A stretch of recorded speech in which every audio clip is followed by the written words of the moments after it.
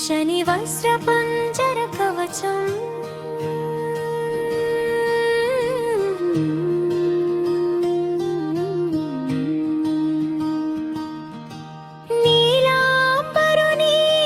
नीलाम्बरनीलवपुकिरीटी गृत्रस्थितास्त्रकरो धनुष्मान् चतुर्भुजः सूर्यसुतः प्रसन्नः सदा मम स्याद्वरद प्रशान्तः। ब्रह्मा उवाच शृणु ब्रह्मा च शृणु त्वं ऋषयः सर्वे शनिपीडाहरमहत् कवचं शनिराजस्य सौरैरिदमनुत्तमम् कवचं देवतावासं वज्रपञ्जरसङ्गकम् शनैश्चरप्रीतिकरं सर्वसौभाग्यदायकम्। अथ श्री शनिवज्रपञ्जरकवचम्। ॐ श्री शनैश्चरः पातु फालं मे सूर्यनन्दना फालं नेत्रे छायात्मजः पातु कर्णौ यमानुजः।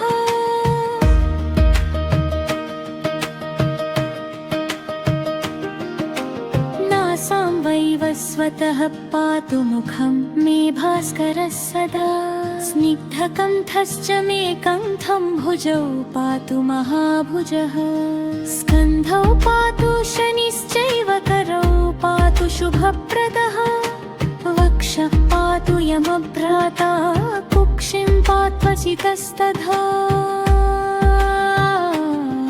नाभिं ग्रहपतिः पातु मन्दः पातु कटिं तथा ऊरू ममान्तकः पातु यमो जानुयुगं तथा पादौ मन्दगतिः पातु सर्वाङ्गं पातु पिप्पला अङ्गोपाङ्गानि सर्वाणि रक्षेन्मे सूर्यनन्दनः।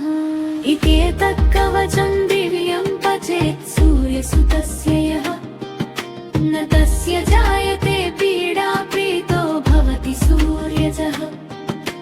वियजन्मद्वितीयस्तो मृत्युस्थानगतोऽपि वा कलत्रस्थो गतो वापि सुप्रीतस्तु सदा शनिः।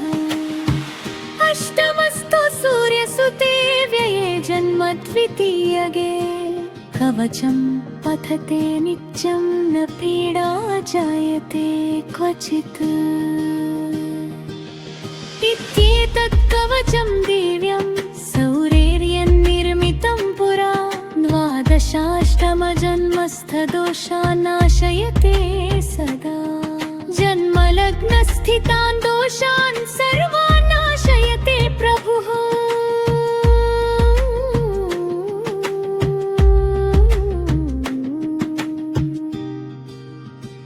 इति श्री ब्रह्माण्ड